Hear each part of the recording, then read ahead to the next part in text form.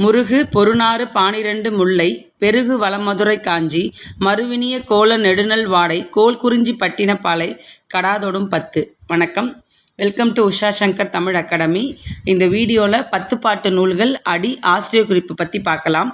10 பாட்டு நூல்கள்: திருமுருகாற்றுப்படை, பொருணராற்றுப்படை, பெரும்பானாற்றுப்படை, சிறுபானாற்றுப்படை, முல்லைப்பாட்டு, மதுரை காஞ்சி, நெடுநல் வாடை, குறிஞ்சிப்பாட்டு, பட்டினப்பாலை, மலைபடு கடாம்.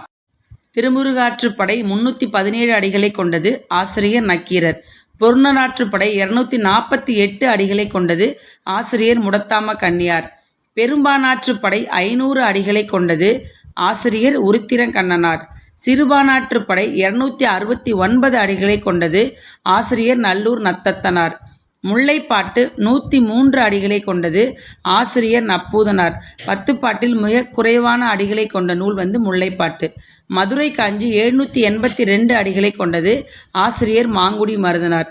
10 பாட்டில் அதிக அடிகளை கொண்ட நூல் மதுரை காஞ்சி. நெடுநல் வாடை 188 அடிகளை கொண்டது. ஆசிரியர் நக்கீரர். குறிஞ்சிப்பாட்டு 261 அடிகளை கொண்டது. ஆசிரியர் கபிலர். பட்டினப்பாலை 301 அடிகளை கொண்டது. ஆசிரியர் உருத்திரங்கண்ணனார். மலைபடு கடாம் 583 அடிகளை கொண்டது.